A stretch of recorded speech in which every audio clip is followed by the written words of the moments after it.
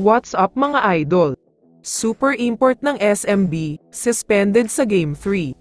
Pero bago mo sana ipagpatuloy ang panonood mo, ay huwag mong kalimutan na mag-subscribe bilang suporta sa aking YouTube channel. Maraming salamat idol.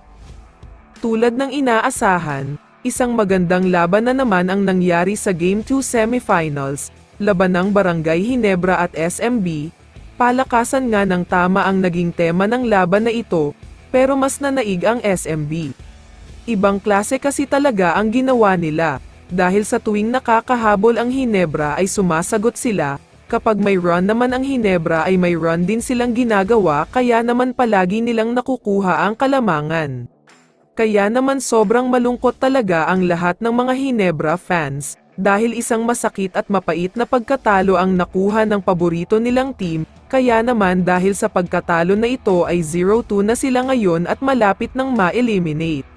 Kaya umaasa talaga ang lahat ng mga Ginebra fans na sana ay magkaroon ng miracle o himala para sa paborito nilang team, sobrang liit kasi ang chance na makapasok pa sila sa finals at napakalabo na talagang mangyari pa ito. Ilang beses nga inulit ng mga commentators at reporters, na 3 beses pa lang daw nagagawa ang isang 2-0 comeback sa kasaysayan ng PBA, halos imposible na nga daw na mangyayari ito para sa Ginebra. Pero mukhang umaayon sa kanila ang pagkakataon dahil may sobrang mabigat na balita talaga.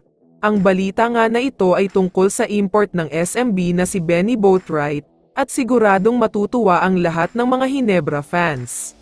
May naglabas kasi ng isang pasabog na balita sa social media, at sinasabing over the height limit daw pala itong si Benny Boatwright. Ang height limit lang ngayong Commissioner's Cup ay 6'9", pero ang height pala niya ay 6'10". Tinignan ko rin mismo sa internet at totoo nga talaga na 6'10" ang height na nakalista sa kanya. Without shoes pa ito, kaya naman titignan daw ulit ng PBA ang height niya, at kapag napatunayan na may pandaraya ay suspended na siya sa Game 3. Posibleng hindi nga lang daw sa Game 3, dahil hindi na talaga siya paglalaruin dahil nga over the height limit siya.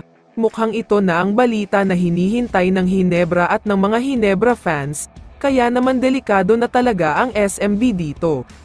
Pero kung ako naman ang tatanungin, tama lang talaga na suspension ang ipataw sa kanya dahil dishonesty ito. Hindi dapat gawin ang pandaraya sa isang propesyonal na liga, kaya dapat talagang imbestigahan ito ng PBA. Kaya naman kung ikaw ang tatanungin idol, ano ang masasabi mo sa balitang ito?